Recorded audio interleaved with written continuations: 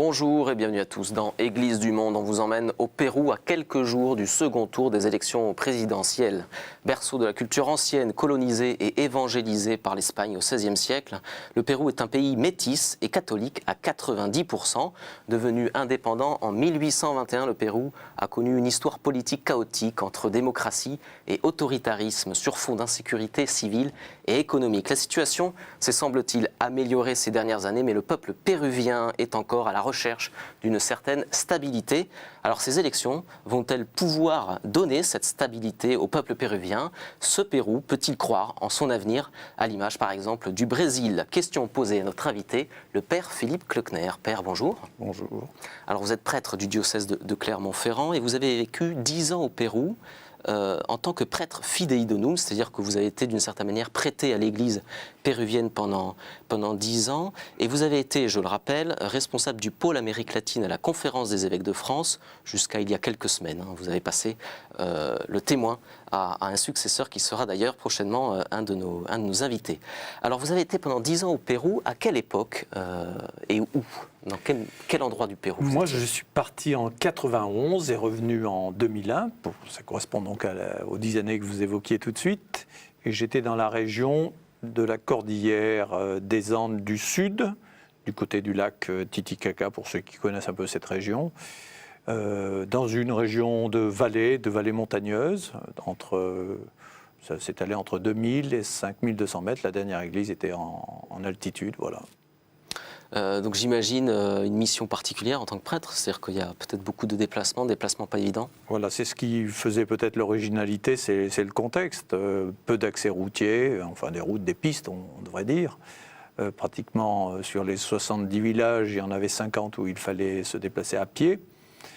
Et parmi une population indigène d'Indiens quechua, les gens connaissent un petit peu cela à travers la marque de Décathlon, mais c'est surtout une population d'Indiens des Andes qui peuplent cette région du sud du Pérou. Et vous étiez combien de prêtres alors à cette époque-là sur l'ensemble du diocèse? On était une douzaine à peu près sur l'ensemble du diocèse, qui avait la dimension de la Belgique. Donc c'est très peu quoi, très peu de prêtres pour un territoire comme la paroisse, elle faisait 200 km sur 90 à peu près. Donc ça correspond vraiment à un gros département français. Et alors pourquoi, étant ordonné prêtre du diocèse de Clermont-Ferrand, vous êtes parti au Pérou au début des années 90? Quel a été le moteur chez vous de ce départ? Il y a certainement plein de raisons. Il y a des raisons qu'on peut facilement expliquer. J'allais dire, ma formation, moi j'ai fait des études donc hispaniques et luso-brésiliennes, donc j'étais déjà par ma formation universitaire sensible à cette région du monde.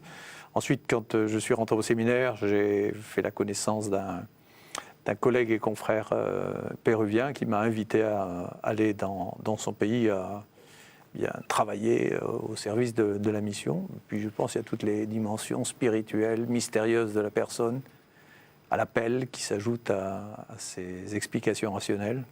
Et donc vous êtes revenu en France après 2 mandats de prêtre fidei donum. Oui, c'est tout à fait exact, oui. Alors, je le disais en préambule de cette émission, on est à quelques jours du second tour des élections présidentielles au Pérou, qui doit avoir lieu exactement le 5 juin prochain. 2 personnes politiques s'affrontent pour ce second tour. D'une part, l'ex-colonel Ollanta Humala, qu'on peut voir sur ces images, un homme qualifié de nationaliste de gauche ou même de populiste de gauche, qu'on compare d'ailleurs parfois à Hugo Chavez, le dirigeant vénézuélien, comparaison que lui-même d'ailleurs récuse. Et puis à droite de l'échiquier politique, le deuxième personnage politique présent au second tour de cette élection, c'est Keiko Fujimori. C'est une jeune femme de 36 ans. C'est la fille d'Alberto Fujimori, ex-président du Pérou, destitué pour corruption et qui purge actuellement une peine de 25 ans pour atteinte aux droits humains. Keiko Fujimori est plutôt qualifiée de populiste de droite. Et ces 2 candidats, au cours de leur campagne, ont surtout axé leur campagne électorale sur la question de la violence et de la corruption. Pourquoi, Père Klöckner? Est-ce que c'est par populisme ou est-ce qu'au contraire, la corruption et la violence sont de réels problèmes au Pérou aujourd'hui? La corruption et la violence sont des problèmes récurrents au Pérou. Ce n'est pas simplement d'aujourd'hui. Je pense qu'on se souvient du temps du président Fujimori de Sentier Lumineux, qui était une violence institutionnelle presque. Qu'est-ce que c'était le Sentier Lumineux, justement? Le Sentier Lumineux, c'était ce mouvement maoïste qui voulait prendre le pouvoir, donc qui faisait la guerre, tout simplement. Donc il y avait une espèce d'armée qui luttait contre les institutions en place. voilà, qui a fait des milliers de morts. On estime du côté de ce mouvement et de l'armée à plus de 25 000 morts. On compte même jusqu'à 30 000 morts avec ce mouvement de Sentiers Lumineux. Et cette violence, elle a baissé aujourd'hui ? Cette violence, si elle avait pratiquement disparu, elle commence à renaître, parce que la violence, elle trouve toujours un foyer, j'allais dire, un foyer d'expansion, surtout dans les zones de pauvreté. Quand les gens vivent dans la misère, c'est des lieux faciles, j'allais dire, pour tous ces mouvements de révolution ou de violence. Alors je le disais, au cours du XXe siècle, il y a eu quand même une instabilité politique assez grande, avec des séquences démocratiques et des séquences d'autoritarisme très forts. Est-ce que ces élections peuvent augurer d'une stabilité démocratique, politique pour le Pérou ? Je pense que la situation est difficile. La situation du Pérou est difficile de par son histoire, de par la réalité même du pays. J'allais dire, le fait que ce pays ne connaît pas de parti politique stable, structuré, qui permettent, j'allais dire, aux gens d'avoir une vision à long terme, de savoir ce qui va se passer, comment le pays s'organise à travers un parti, quelles sont les propositions solides qui peuvent se faire. Quels sont les hommes qui se forment? Parce que c'est toujours la question aussi. Il faut des hommes politiques qui se forment. Nous le savons bien. Nous, on a besoin de leaders qui sont connus et dont on connaît l'histoire. Et il y a déjà cette absence de partis politiques. Ensuite, il y a le fait qu'il y a toujours eu des périodes assez courtes de démocratie. En général, une génération ne connaît jamais totalement une période de démocratie. Tout le monde a connu une période de démocratie, une période de dictature.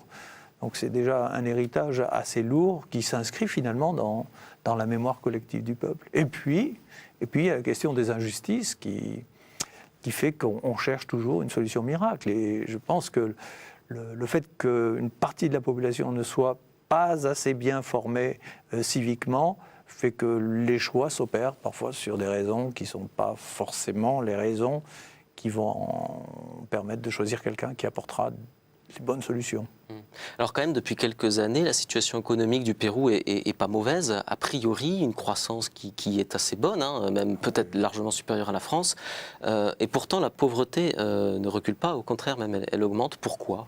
Alors là, c'est le gros problème du Pérou. On dit que la croissance affleure les 9%, ce qui ferait, j'allais dire... Oui, c'est beaucoup, rendre jaloux tous nos pays d'Europe quand on voit la progression qui s'opère au niveau de l'économie de ce pays. Mais la difficulté vient du fait que le progrès économique de ce pays ne se fait pas sentir dans le reste de la population et parmi, entre autres, des nombreuses et plus grandes couches de pauvreté, de misère même. Puisqu'on calcule environ au Pérou à 54-55% de pauvres. Et 14% d'extrêmement pauvres. Donc il y a un problème de répartition des richesses. Répartition des richesses, c'est le gros problème du Pérou, oui. Alors l'Église essaye d'être présente sur le front social au Pérou. C'est le cas notamment à Iquitos, capitale du Loreto, État péruvien d'Amazonie. Iquitos est une ville que l'isolement géographique pénalise. Dans cette ville de 400 000 habitants environ, l'Église d'Iquitos repose en partie sur le travail de missionnaires laïcs. Je vous propose de découvrir leur travail avec cet extrait de documentaire. On regarde. Iquitos est entouré de rivières et d'étangs. On y arrive par avion ou après quelques jours de navigation sur l'eau. Cet isolement et le manque de développement socio-économique sont la cause de la pauvreté et la plupart des habitants peuvent trouver leur subsistance seulement dans le commerce informel. La plupart des habitants de la région, environ 450 000, se sont concentrés dans cette ville. Les difficultés des natifs pour subsister dans leurs économies traditionnelles expliquent l'énorme migration intérieure. D'autre part, les ressources naturelles sont exploitées irrationnellement et souvent illégalement, ce qui ne permet pas le développement de la région. Le vicariat d'Iquitos a 54 religieux, sœurs et frères, 25 prêtres et seulement un natif. Ce qui veut dire que pour chaque prêtre, il y a en moyenne 24 000 habitants et 4 000 km² de territoire. C'est pour cela que la présence des missionnaires laïcs constitue un appui fondamental pour l'évangélisation de l'Amazonie. Parmi nos laïcs catholiques, il y a aussi des laïcs qui arrivent de l'étranger pour travailler ici. Il s'agit d'hommes et de femmes qui consacrent leur vie à nous aider dans le travail pastoral de ce vicariat. Nous les appelons les missionnaires laïcs. Je suis certain qu'ils travaillent avec une foi immense et un énorme enthousiasme et qu'ils nous aident beaucoup. Nous avons rencontré les missionnaires laïcs à l'occasion de notre visite à ce vicariat apostolique. À travers les analyses des projets de notre œuvre, nous voyons depuis des années l'importance du rôle des laïcs. Ces derniers sont le fruit de la formation offerte par l'Église depuis 10 à 15 ans. Il ne s'agit pas seulement d'une formation théologique ou philosophique, mais aussi d'une formation civile comme professionnel, comme ingénieur, comme architecte, comme avocat ou encore comme défenseur des droits de l'homme. Père Klockner, est-ce que ce qu'on vient de voir est représentatif de l'Église au Pérou? Oui, surtout dans les régions les plus lointaines de la capitale. Pourquoi? En général, de toute façon, la vocation religieuse ou la vocation presbytérale, les prêtres sont beaucoup plus présents dans les villes. On trouvera plus facilement des prêtres dans les grandes villes, dans les grands lieux urbains, que ce soit, j'allais dire, Arequipa, Lima ou les grandes villes du nord, moins dans les zones isolées. Donc la nécessité d'avoir des laïcs, des religieuses aussi, les religieuses sont très présentes dans ces lieux éloignés, la formation des laïcs et l'accueil, parce qu'il y a je pense qu'il aurait fallu préciser ici, laïcs, ce sont des laïcs qui sont du lieu ou des laïcs qui viennent de l'extérieur. Par exemple, à Iquitos, il y a beaucoup de religieuses qui sont des religieuses canadiennes, québécoises, voilà, qui sont dans cette région.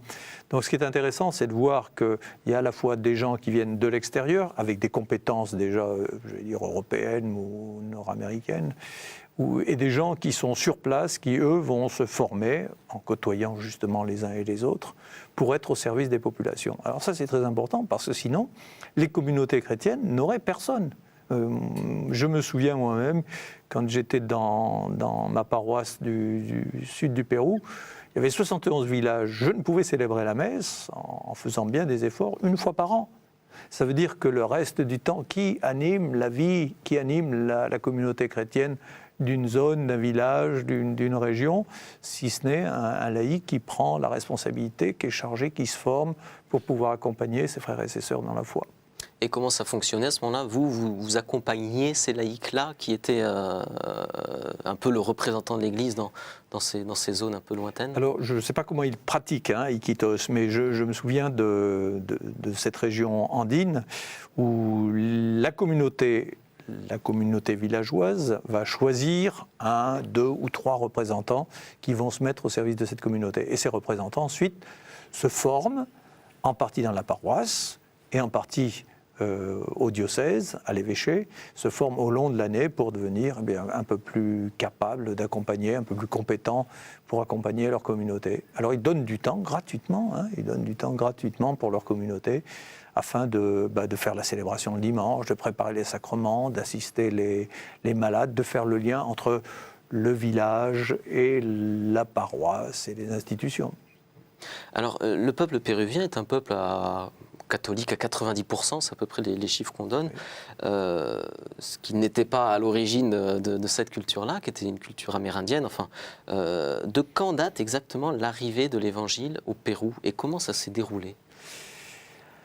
Alors, il est vrai que, c'est bien de le souligner à mon avis, que les premiers habitants du Pérou, enfin ceux que les Espagnols rencontrent en 1492, avec l'arrivée de Christophe Colomb. Au Pérou, c'était en 1531, avec donc ce soldat de l'Espagne qui vient mettre au pli, finalement, cet empire inca. Je crois que ce qui est important, c'est de se rendre compte que ce peuple était croyant, était religieux. Il y avait une dévotion, toujours, je crois que c'est ce qu'on peut dire en Amérique latine, l'homme d'Amérique latine, l'Amérindien, lui, il ne peut pas concevoir le monde sans Dieu. C'est ça que ça crée donc une base d'accueil favorable, j'allais dire, à l'évangélisation, d'une certaine manière. Donc quand en 1531, le contact entre les Incas et les Espagnols il se fait, je vais dire, d'une manière un peu tragique. Ça va être un petit peu le problème et l'ambiguïté souvent de l'évangélisation. Ça se fait un petit peu de force, puisque un franciscain va présenter la Bible à l'empereur Atahualpa pour dire c'est la parole de Dieu. L'empereur répondra mais j'entends rien, et ça déclenchera finalement l'incarcération, la bataille et l'incarcération ensuite de l'empereur. Elle se fait un petit peu dans une trahison, dans une incompréhension de départ. Et c'est ça qui, je pense, est le travail du missionnaire, c'est d'essayer de favoriser la compréhension de manière à permettre l'accueil de cette parole de Dieu pour ce peuple. Alors aujourd'hui, il y a un gros tiers de la population au Pérou qui est d'origine amérindienne. La moitié, encore une fois, du peuple péruvien est métisse, et puis un petit 15% sont d'origine européenne. C'est une population extrêmement diverse. Est-ce que la cohabitation entre ces trois grandes parties, j'allais dire, marche bien aujourd'hui au Pérou, sur un plan à la fois culturel et religieux aussi? Moi, je n'hésite pas beaucoup à dire non. Ça ne marche pas. La cohabitation ne marche pas. Avec la prudence de terme qu'il faudrait avoir, je dirais que le péruvien serait plutôt, avec la précaution, plutôt raciste, mais pas xénophobe. C'est-à-dire ce qui est étranger, il l'accueille facilement et volontairement. C'est le cas, par exemple, du président Fujimori, qui était japonais. Oui. Donc on accueille facilement quelqu'un qui vient de l'extérieur, en pensant d'ailleurs que ce qui vient de l'extérieur est toujours meilleur que ce que l'on a sur place. Mais après, dans la population, on sent que à des échelons différents, l'Indien est maltraité, le métis est moins bien traité, mais un petit peu mieux, et ensuite celui qui est blanc est bien traité. Par exemple, dans l'armée, on ne pouvait pas être, ou difficilement, officier dans l'armée de l'air si on était indien. C'était pratiquement impossible. La sélection se fait. Et ça reste, ça ne change pas trop. On voit encore les traces, j'allais dire, même dans le traitement. Vous allez dans une banque, je me souviens, quand on allait dans une banque, si on faisait la file d'attente avec les Indiens, quelqu'un venait vous chercher en disant passez au guichet, parce que vous êtes blanc. Donc c'est quand même ancré très fortement dans la mentalité des populations. Ça veut dire que l'évangélisation n'est peut-être pas si profondément réalisée que ça. Il y a toujours du travail à faire pour évangéliser un peuple et une nation, oui. Alors, on parlait de l'Église, et plusieurs congrégations religieuses catholiques sont donc présentes au Pérou, dont les Carmélites, à Callao, près de Lima, la capitale. Je vous propose de découvrir ce couvent des Carmélites à travers cet extrait d'un documentaire. On regarde. Le monastère des Mères Carmélites de Callao a été construit en 1997 à côté du sanctuaire de la Sainte Famille et simultanément. Ici, les sœurs carmélites déchaussées mènent une vie soumise à ces règles exigeantes.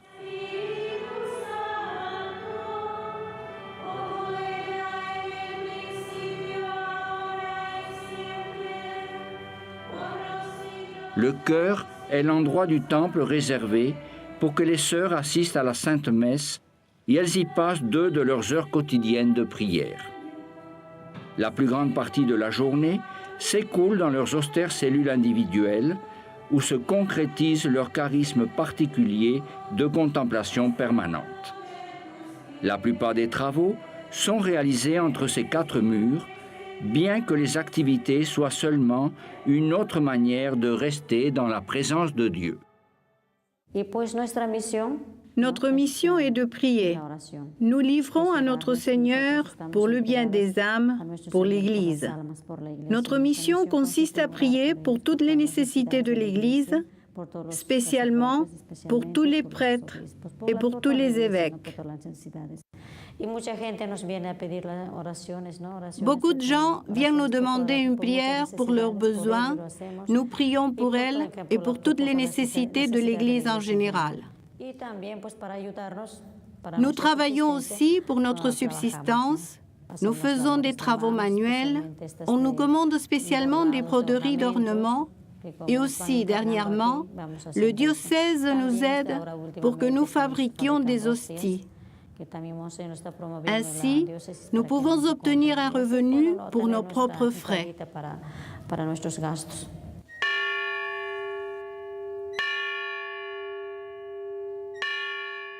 Voilà, les carmélites de Callao au Pérou. Père Klockner, quelles sont les grandes congrégations religieuses qui sont présentes au Pérou? Alors on trouvera beaucoup de congrégations féminines. Parmi les congrégations masculines, on trouvera très peu de congrégations contemplatives. Une difficulté réelle au Pérou. Pourquoi? Les vocations contemplatives masculines. Difficulté. Il y a certainement la question du célibat pour l'homme, qui est une question difficile, qu'on retrouve d'ailleurs chez les prêtres diocésains. Et c'est une difficulté. Il y a eu plusieurs tentatives dans ce sens et qui rencontrent de très grosses difficultés. Voilà. Mais il est certain qu'aussi, il y a une sensibilité peut-être un peu plus grande chez les femmes à la contemplation. Il y a aussi le fait du travail, je pense. Comment trouver un travail et faire vivre une famille. Voilà, je pense que pour l'homme, c'est une grande difficulté. Sinon, on retrouve toutes les grandes congrégations. On trouve les jésuites, les dominicains, on trouve des congrégations enseignantes, on trouve des congrégations qui se consacrent aussi à la santé, un petit peu comme chez nous. Voilà. Et il y a quelques congrégations spécifiques qui sont nées ici ou là dans quelques diocèses pour répondre, j'allais dire, à la réalité indigène de ce peuple.